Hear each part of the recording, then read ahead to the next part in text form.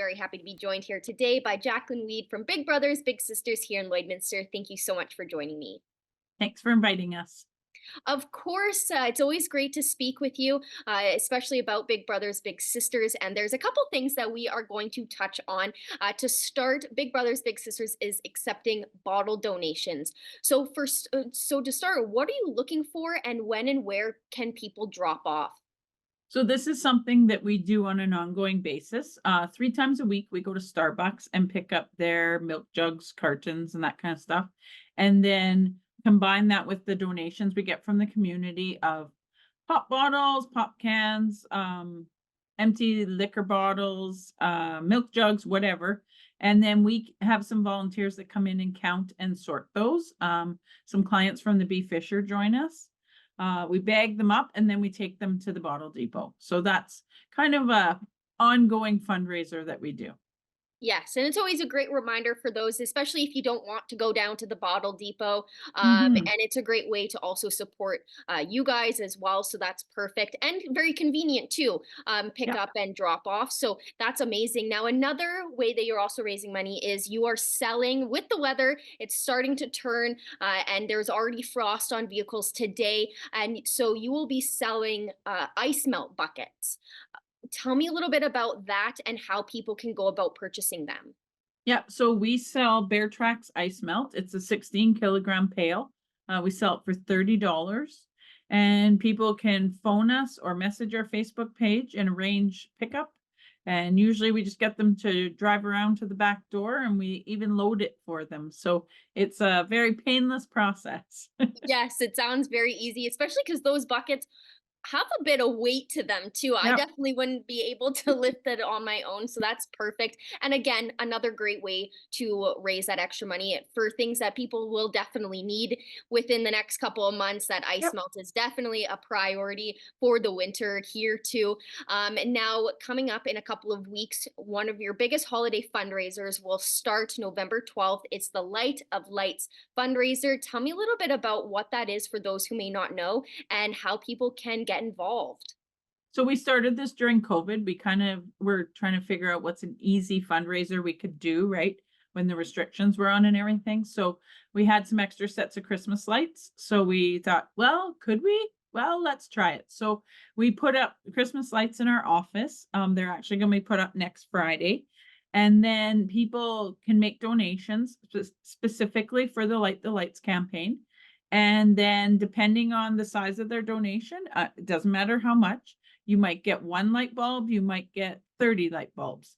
Once we have a whole strand of lights filled, then we plug that strand in and it stays on unless we're not here, obviously. It stays on until the end of the Christmas season. So last year we ended up with 15 sets of Christmas lights plugged in during the day. It was very bright. I'm sure you could see us from like the mall. It was a lot of lights, but it's a great fundraiser and a super easy way. So people can make a donation in someone's memory. They could make a donation as a Christmas gift. A family could do a donation. Kids could do like it's easy, right? $5, $10. If you want to give more, give more. Businesses can do it. So it's a really flexible and easy way to make a difference. And all the money of the things we're talking about today goes to our mentoring programs. Yes, and it's also a very unique one. Like you said, you brought it up in COVID because you're trying to find ways to get around the restrictions while also maintaining them too. So I think it's fantastic, and to continue doing that fundraiser since then is also a great way to raise money, and it's fun because then you can people can see what their donation looks like Mhm. once those strands are lit up. So I'm sure it looks absolutely beautiful too once it's all lit up. Now, for those who may be interested in helping out or being a part of Big Brothers Big Sisters, you guys are looking for board members. For those who may be interested in joining the board, what do they have to do, and what does it mean to be a board member for Big Brothers Big Sisters? So to be a board member is somebody who really is passionate about what we do about mentoring children and wants to represent our agency in the community.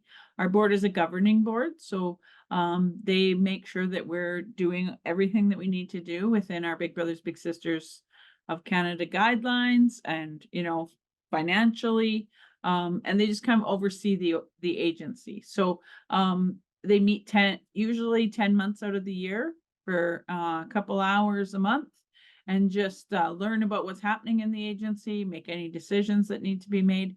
And then, of course, every year at our annual general meeting, they report back to the community members. And if they are interested in becoming a board member, where do they have to go, or who do they have to contact to find that information? Yeah, they can just contact Big Brothers Big Sisters, like our office, or they can email myself or Brenda, and we can get them the information that they need to get them started. Wonderful. Well, these fundraisers and board members are all fantastic ways to support Big Brothers Big Sisters, and there will be more coming up. So it's always great speaking with you, and thank you for joining me today. And I can't wait to hear more about, especially the Light of Lights. We'll talk about that later on once that gets started. So thanks again for joining me. No problem.